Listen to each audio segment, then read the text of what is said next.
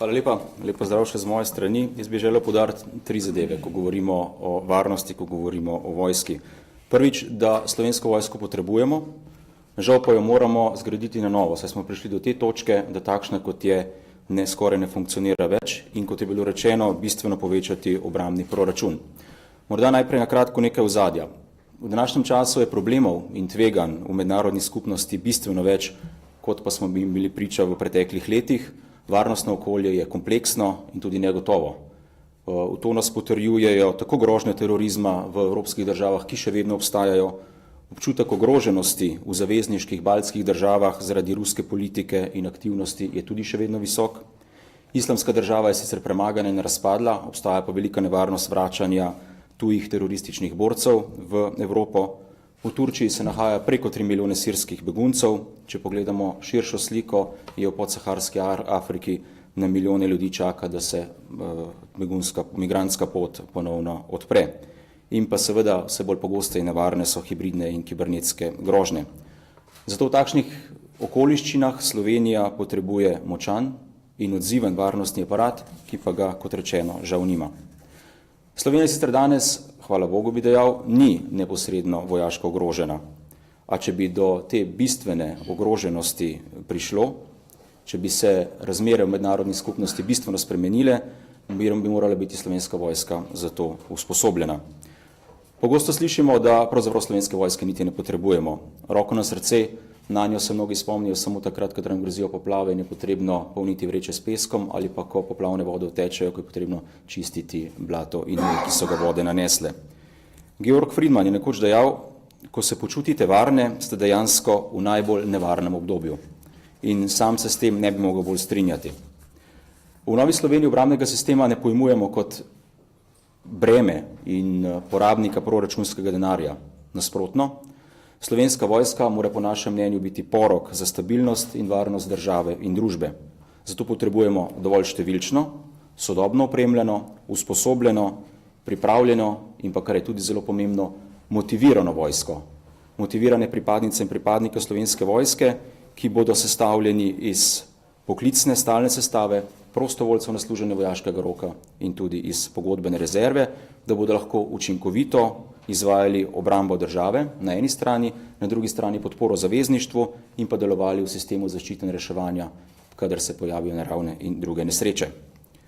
Drugič, pomembno se mi zdi, da je pomembno biti del zavezništva, kar je za Slovenijo vsekakor tudi racionalnejše. Slovenija ima sicer srečo, da je del zavezništva, del kolektivne varnosti, kar je zagotovo porok stabilnosti in varnosti. In če tudi nismo kredibilen partner, v smislu, da ne spoštujemo niti danih zavez, ki smo jih sami dali partnerjem v zavezništvu, nam članstvo omogoča delitev bremen pri zagotavljanju varnosti in pa pri nacionalno-varnostnih ciljih. Na ta način nam ni potrebno razvijati vseh zvrsti, ki jih imajo druge razvite vojske, temveč lahko sami v dogovoru s partnerji razvijamo tiste nišne zmogljivosti znotraj 9 rodov, ki jih ima slovenska vojska. To je, po mojem mnenju, po mnenju stranke, tudi vsekakor bolj racionalno in pa ustrezno za vojsko, kot je slovenska. Predstavljate si lahko, da bi bili obrambni izdatki, ukolikor ne bi bili člani zavezništva, krepko višji. Za primerjavo naj povem, da je podatek, ki je javen, da je takratna Jugoslavija za obrambne izdatke dajala 20% bruto domačega proizvoda, pravi s tem, kar se pogovarjamo mi, da bi namenili za izdatke za obrambo 2% BDP. In pa še tretja zadeva, ki se mi zdi pomembna, je, da je Slovenija soodgovorna za stabilnost po svetu, predvsem pa na Balkanu in v soseščini.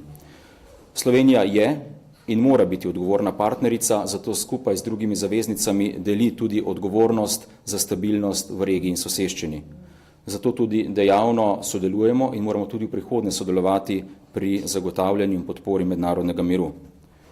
Žal so danes ustrezne vojaške zmogljivosti pogosto edini porok miru, varnosti in pa stabilnosti v mednarodni skupnosti, kar še posebej velja za majhne države. In ob vse resnejših konfliktih v naši bližnji in pa daljni soseščini, ter zaenkrat, tudi tokrat rečem hvala Bogu, zgolj besednim zametkom hladne vojne na eni strani med Zahodom in na drugi strani Rusijo, stiskamo pesti, da se to ne bi zgodilo. Še zmeraj občutljivo pa je seveda področje Zahodnega Balkana, kjer ima Slovenija še prav posebno odgovornost da tudi s pripadniki Slovenske vojske, ki služijo oziroma upravljajo svoje odgovorno delo v mednarodnih operacijah in misijah, prispeva k krepitvi vpliva in uveljavljanja varnosti in stabilnosti v regiji. Pri tem bi seveda izpostavil Kosovo, kjer so slovenski vojaki zelo dobro sprejeti, tako strani zaveznic naših partnerjev, kot tudi uradne Prištine in nazadnje srbskega dela Kosova. V Novi Sloveniji, kako je bilo rečeno, se zavedamo stanja, v katerem je Slovenska vojska, prav tako tudi težav, s katerimi se sooča. Zato smo odločeni, ukolikor seveda dobimo to priložnost in odgovornost, da bomo stanje sanirali. Glede na trenutno stanje v vojski, popravnega izpita žal ne bo več. Zato smo kot odgovorna stranka tudi pripravili nabor 10 ukrepov za izboljšanje stanja v obrambnem sistemu, ki jih je moč in potrebno izvesti takoj. Tako je treba zagotoviti vse pogoje in izvesti ukrepe, da Slovenska vojska v prihodnem ocenjevalnem obdobju ne bo več dobila negativne ocene za izvajanje nalog v vojni, prav tako pa v naslednjih letih zagotoviti vse pogoje, da bo ta ocena izboljšana in ne bo več negativna. Hkrati pa se treba zavedati, da brez novega kadra in novih investicij na obrambnem področju so nacionalno-varnostni interesi z vsakim mesecem bolj na kocki in Slovenska vojska mora biti garant naše varnosti.